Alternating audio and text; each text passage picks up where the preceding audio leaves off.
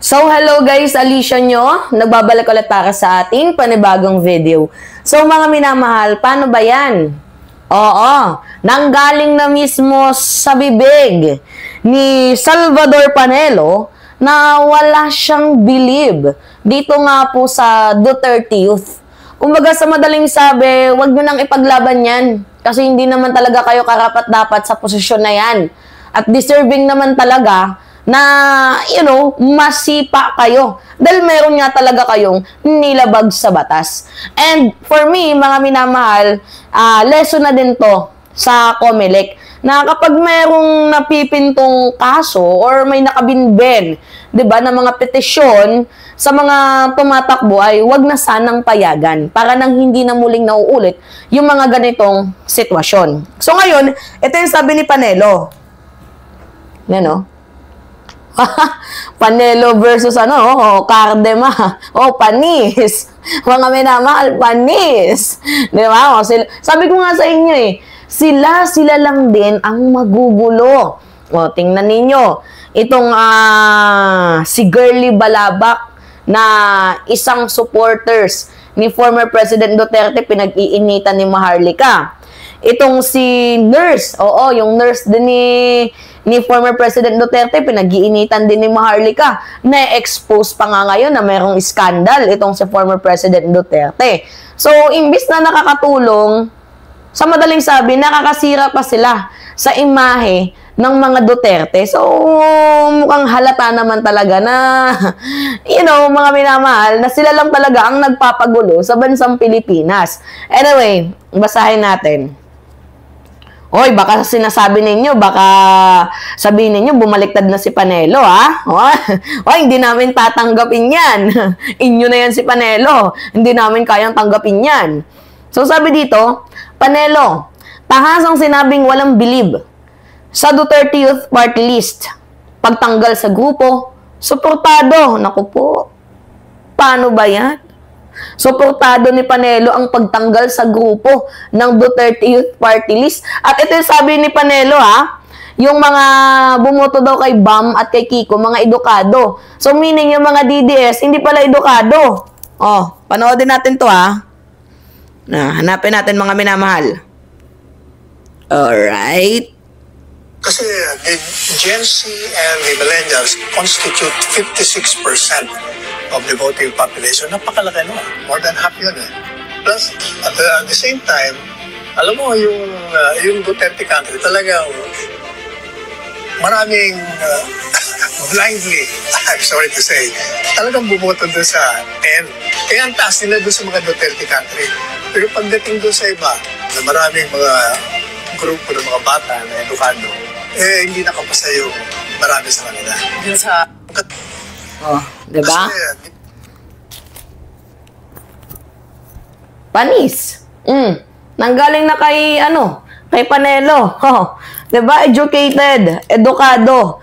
Yung mga bumoto kay Bam at Kiko. Kasi pag lalarawan ni Panelo, diba? Pag binoto mo yung 10 sa Duterte, 10, ibig sabihin blind ka na nun. Diba? Panatiko ka.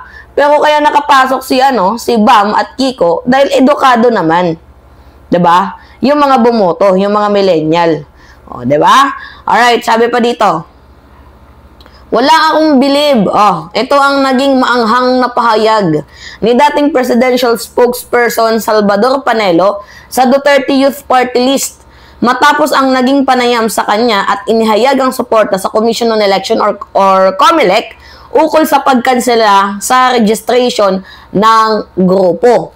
So, dagdag pa ni Panelo na ginagamit na lang umano ng grupo ang pangalan ni dating Pangulong Rodrigo Duterte at sabay-sabing puro mga magagandang record niyan. Isa nga lang yung naipasang batas ng Duterte Youth Party List sumablay pa.